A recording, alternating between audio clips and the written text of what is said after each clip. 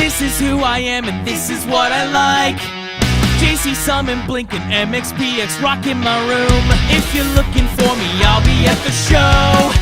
I could never find a better place to go until the day I die. I promise I won't change, so you better give up.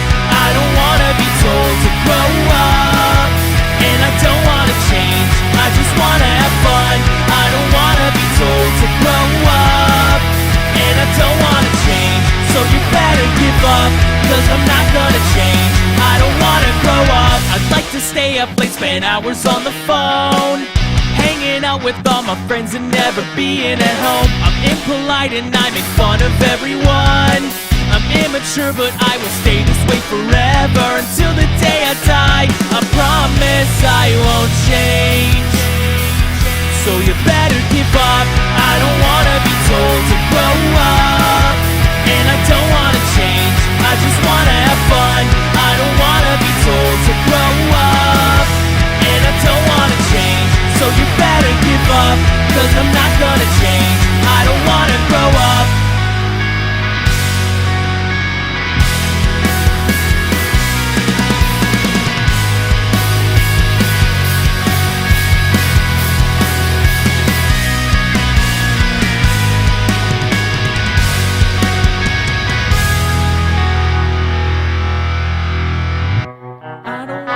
Told to grow up, grow up, grow up. I don't wanna be told to grow up, grow up, grow up. Yeah! I don't wanna be told to grow up, and I don't wanna change, I just wanna have fun. I don't wanna be told to grow up, and I don't wanna change, so you better give up. I don't wanna be told to grow up, and I don't wanna change, I just wanna have fun. I don't wanna be told to grow up, and I don't wanna change, so you better give up. No, I don't wanna change, so you better give up, cause I'm not gonna change. I don't wanna grow up.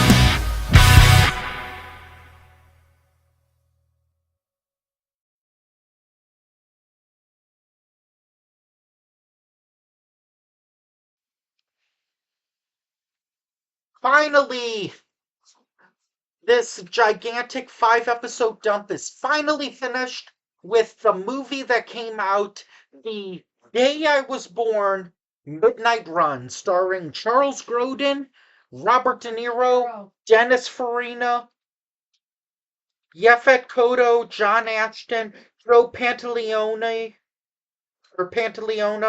and written and produced and directed by Martin Brest. Breast? Brest.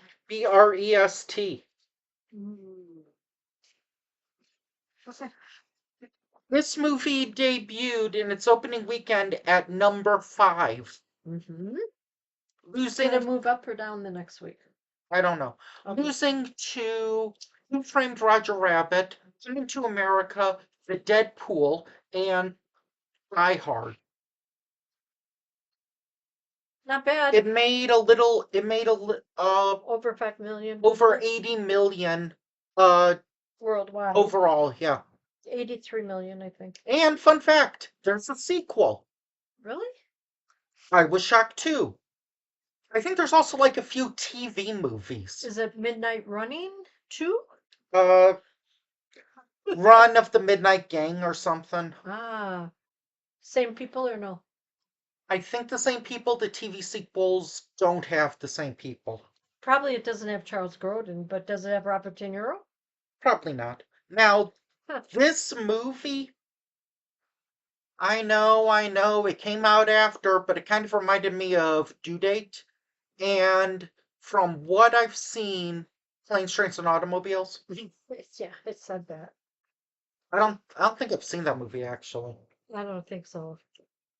So, in this movie, well, kinda, you talk about it, but fun fact. Why am I talking about it? Robert De Niro wanted to do this movie because it was more lighthearted than his previous film. which was, This is considered lighthearted? Wow. what was his previous film? The Godfather? No, here. I think it's got to be something that's close to that anyway. So Uh, he used to be a Chicago cop, and then he wouldn't go on the payroll of some drug dealer, and then his wife ended up. He had choices: go to jail, The Untouchables. witness protection, The un- or just it was get away. it was The Untouchables. Oh. He wanted to be in the movie Big in the Tom Hanks role. No. I don't picture him as like funny, childish. Yeah. And other people considered for this role originally another person that was considered for the role was Harrison Ford. Hmm. I could have seen that. Yeah, could have. And then I listed all of the people that were considered for the role of the comic sidekick. Grodin. Yeah, which included Chevy Chase, Jair, I think Bill Murray. No, I think they picked the right combo. Grodin plays those kind of characters. I wouldn't have minded Harrison Ford in the De Niro role. Yeah, that's fine, but Grodin plays those type of characters. In the other movie that we either saw or we're gonna see. I don't know if we saw it or we're gonna see. You had mentioned Grodin before. We haven't seen it yet. Oh, well then it's coming up. Maybe Bill Murray in the Grodin role. No, he would have been too much comic relief. Oh, my back. Eddie Murphy in the. No. That was me. No. It's a terrible Murphy impression. Oh well. Anyway, so it starts out that he was a Chicago cop. He was married, has a daughter. He had to leave the department because he wouldn't go on the payroll of somebody. The whole Chicago police were corrupt, and then he gets a divorce from his wife. He leaves town. He ends up in the LA area and couldn't be a cop again, so he's next closest to it, Bill's bondsman. Yeah, He's in the bad guys. That's he's basically a hire, like an assassin kind of hire. No, not an assassin. He just uses his. He's a hired hitman, hired collector Oh. person. Bill's bond. They go and catch the people that skip their bail, skip trial, skip the bail, and then they get paid part of what the bonds office is getting. Look, and one thing is, I understand Charles Grodin was the criminal. Well, kind of I not the criminal. They wanted him for the trial. I understand he stole, but it's like He gave a lot to charity. yeah, it's like I'm kind of on his side. Well, he was too, when he found out who it was for Serrano. He took money from the mafia and gave it to charity, and it's like And then being let him go. I'm on his side. Being an accountant, he made. So anyway, this kind of like a oops. Sorry. So anyway, this kind of like a road movie kind of Road trip. where they go planes, trains, automobiles. From New York to LA. Yeah. Why they ended up in Arizona, I don't know, the train or something. Yeah, I guess. Didn't they end up in like Mexico? It's in Mexico. Yeah. Okay. Towards the border. Meanwhile, there's like 50 double crosses. You have that Coda the first time you see him, like his eyes might as well be bleeding because it looks like he's been up for like 5 days. Yep. Apparently, he said that this movie was one of his tougher experiences because the director made him do takes so many times. over and over again that by the time it was Done. by the time it was good, like it had drained all the energy out of him, which is kind of like Jim Carrey in Bruce Almighty, where he wanted to do each scene like 40 or so times. And then they watch them all and pick the best. Mm-hmm. Can't you do that with 1 out of 10? Why not? Anyway, so let's get back to the story. So he catches them, then he Better than Terrence Malick. he booked one way LaGuardia to LA, Mm-hmm. first class. And then Gordon was airplane. like, I can't play. I'm acrophobic, I'm claustrophobic, I'm aerophobic or something. So the pilot was like, well, you should have known that before you got on the plane. He goes, well, I know that. I know that, and don't call me Shirley. I know it now, but I thought he was faking. Whatever. Oh, that comes to bite him back in the butt. Yep. So then they decide to take the train. Amtrak. Be careful because Brad Pitt is on that train trying to solve a mystery too. Oh, hey.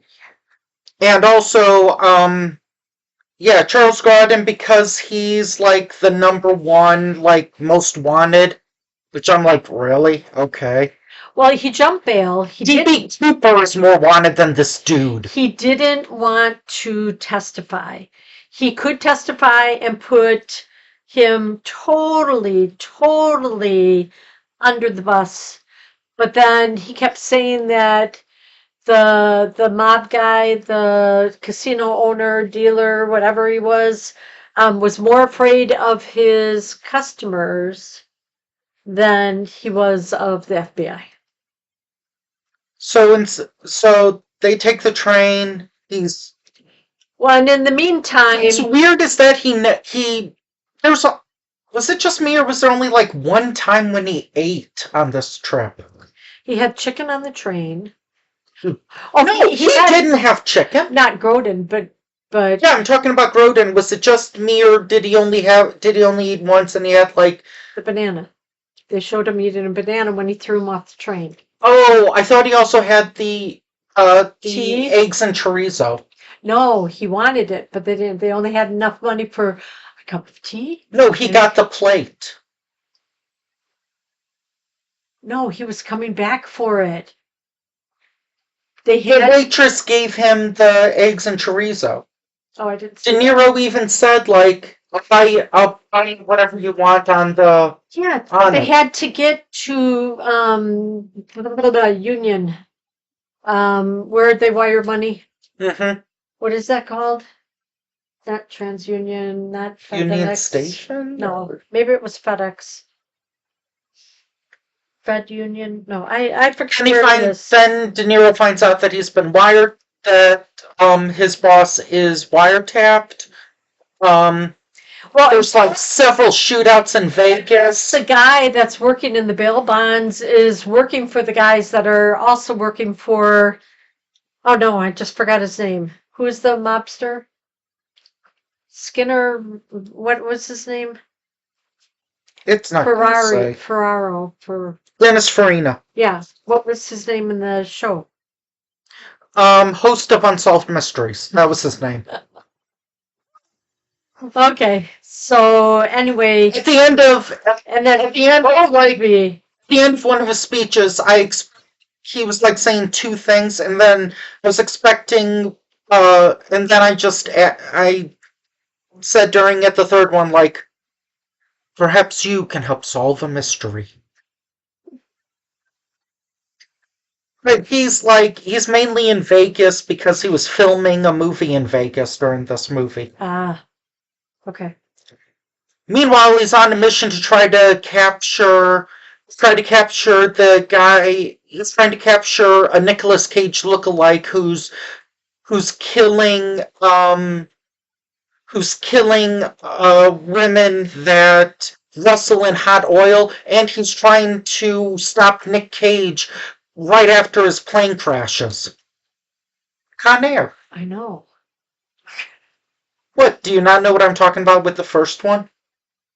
About with the Nicolas Cage lookalike? No, who's the Nicolas Cage lookalike? Las Vegas Bloodbath. What does that have to do with this movie? It also took place in Vegas. Only a little bit. The entire movie took place in Vegas. They were in New York. They were in Chicago. They were in Phoenix, Albuquerque area. Then they were in Vegas. Then they finally made it to LA. Being a Bugs Bunny, you should have made a left turn there. You think so? Mm-hmm. Anyway. Line was first used in a World War II cartoon where Bugs Bunny arrives in the Black Forest in Germany and mocks Nazis. Are we going to talk about the movie again? Yes. So where are we? So And the there's the shootout. There's the shootout in Vegas, and then they get in the car. The bail bonds guy that hired him for $100,000, then hired Mosby for $25,000. So Mosby kept showing up and getting them, but De Niro's character kept like punching him in the face. When you wake up, thank you for the car. And there was a weird side character that was at the bail bonds place where he kept asking, "Do you want donuts?" Yeah. He was like taking He's asked for donuts more often than Saban's Power Rangers. He kept taking the phone calls, and then he was kept tipping off the guys that worked for Skinner, Renner, whatever his name was. Jeremy Renner? Okay. No, not Jeremy Renner. It's got to be on here. Ferrero. Farina. So anyway, I think they take a car, or no, they take a bus then, and then he finds out that his credit card has been canceled by that guy. So they take the bus and then they stop in Chicago so that way De Niro can meet up with his ex-wife and daughter. Right. Why do I keep thinking you love looking at DVD covers? I was just trying to figure out his name. So anyway, wow. And it finds out that he has another daughter or something. He only has one daughter, and his wife has a son. A son. That's the what wife has a son with the other cop. And she gives him like $180 and like babysitting money. No. The wife gave him the keys to the No, but she also offered as well. She offered, but he said he could not take it. And then it's revealed that there is a growing bond between these two. Yeah. That is believable, and it's not like just forced. Even though it's a lot better than Hot Pursuit with Reese Witherspoon. Grodin keeps like trying to get away. Yeah. I mean, he does it nonchalantly and gives up after a while, but and they do he does try to get away in 0 Hour. Anyway, so there's that. Remind me of Smokey and the Bandit around the cars and the trucks and everything, with all of the police cars following them. I'm like, a police car isn't going to do what a Jeep can do. Oh, I wasn't talking about the Jeep. Oh, that was fun. I was talking about the little plane. Oh. Then you knew how to fly? Well, yeah. And De Niro smokes in every other scene he's in. Well, that's why half of them have lung cancer. He's either smoking or swearing. That's like half his scenes in this movie. Well, and then what about FBI Mosby or whatever? Yeah, he fakes an Mostly. He takes his. No, it wasn't fake. He took a FBI badge and then he like put his photo in front of it. And the kid was like, "Looks good to me." And then the thing of it is that it can't be Mosby because Mosby would be busy telling his kids about how he met their mother. Got it. Yeah. So then De Niro is in trouble for stealing the Kodo's badge that he met at a diner. Um, he was hanging out at the. This was. No, I don't know if we've reviewed that movie, so I can't make that reference yet. It's going to make a Selena Gomez reference, but I'm not going to. So anyway, yeah, he and Yaphet Kotto make a deal where it's like, hey, I'll let you get this guy arrested, and then, and in exchange for letting me go, there's another freaking bug. Oh, Mark. that time of year. Where is he? He's outside. Oh. See how it looked? So anyway, keep talking, please. Keep talking, Okay. please. Okay. What were we talking about, please? So anyway, he makes So he the makes deal the with deal. Yaphet Kotto. And he's like, okay, will it hold in court for this, this, this, and this? If he takes the discs, you can book him on this. If he walks into the airport, you can book him on this. If he does this, he does that, whatever. So he's like, okay. And so then they're in the Las Vegas McCarran airport waiting for him to show up. He shows up, and then he's like, the FBI guy is like, give him the discs. Give him the disc. He's asking for the disc. Give him the discs. Well, then he gets bumped into by the other bumbling bail bondsman, and he knocks his wire loose. So then he's wondering, like, the guy is getting away with the empty discs, and he's like, he's got the discs. He took the discs. Where took the discs? And then all of a sudden, whew, Yeah, all of them arrest him. Oh, we forgot to mention one of the reasons why Robert De Niro is doing this. He wants to open up a coffee shop. oh, that's right. He wants 100,000 to open up a coffee shop. Which is weird. He didn't look like a coffee drinker. Yeah, he drank coffee every time he went someplace. Okay. When his the other guy knew his credit card number, which was strange. Well, maybe he was like a thief or a con man, whatever. I don't know. Fun fact, there was one part where Charles Grodin decided to change the line from as an accountant, I would suggest something, to as your accountant, I would suggest something, which would imply that they're growing closer Right. as friends. Saying you're not my accountant. Kept saying that. But you got good feelings because they were starting to act a little bit closer and everything. And then If this is De Niro's version of a comedy, it's a little interesting. I don't know. we did laugh in some spots, and then we're like, oh no, look out. Yeah, but I don't know if I would consider this a comedy. Did it say comedy on the thing? He said he wanted to do a comedy. Well, no, he said he wanted lighthearted past the one you just mentioned. So lighthearted for him is shooting, swearing, smoking, and killing That people. many people. He didn't shoot that many people. He shot a helicopter.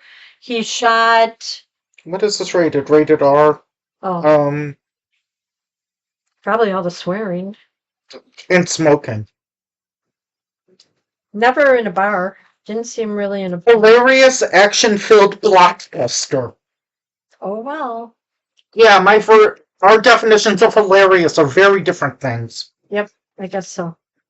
Gene Okay. Siskel included it as one of his top 10 films of that year. Favorite? Yeah. Yeah. I could see that. Oh, do you want this movie on 4K? It's only $25. No. No, I don't need to see it again.